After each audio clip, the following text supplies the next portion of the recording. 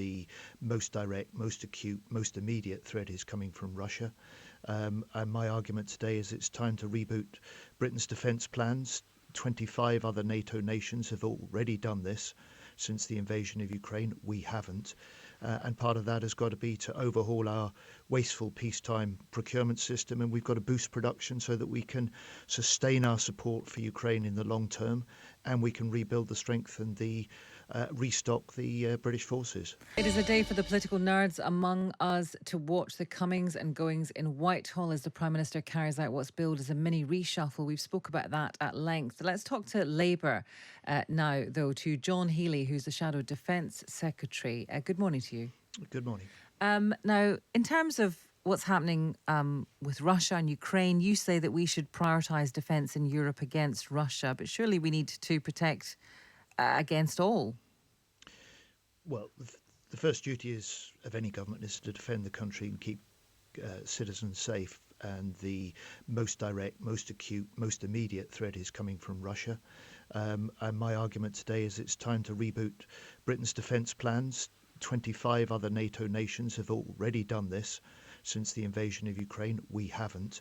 And part of that has got to be to overhaul our wasteful peacetime procurement system, and we've got to boost production so that we can sustain our support for Ukraine in the long term, and we can rebuild the strength and restock the British forces. How problematic are what you're saying today, and then the comments of your former leader Jeremy Corbyn, in whose shadow cabinet you served, who said in the past few days that he wouldn't arm Ukraine. I would not be sending material to Ukraine which would allow the invasion of Russia. Well, Jeremy Corbyn's no longer a Labour MP, and this just confirms that Jeremy Corbyn is on the outer margins of British public opinion. The UK has been united in its support for Ukraine.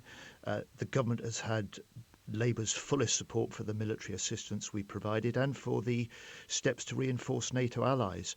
My argument today, of course, is that we've got to go beyond these ad hoc announcements. We've got to set out, as ministers must, a 2023 plan and beyond for military, economic, humanitarian assistance, in part because that would reassure Ukrainians that we're in it for the long run. In part, it would help ramp up British defence production, but in part it would also signal to Putin that things are going to get worse, not better, for Russia. And what about the cost of these commitments? Because boosting military production is expensive.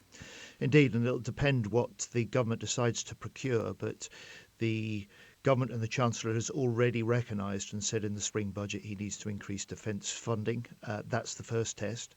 The second test, of course, is not just how much you spend, but how well you spend it. And we've seen more than £5 billion wasted in the last 4 years in bad MOD procurement decisions. So we've got to overhaul the way that we do our procurement, as well as plan for the longer term. And on the subject of fighter jets, which Ukraine say that's what they want now, would Labour agree to that demand? Well, the British government and the US government have said no to that for now.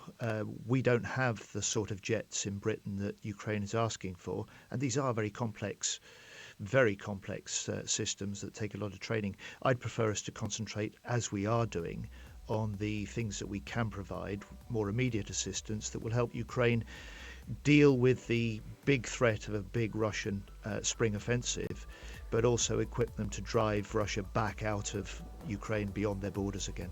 Okay, John Healey, thank you. He is the Shadow Defence Secretary.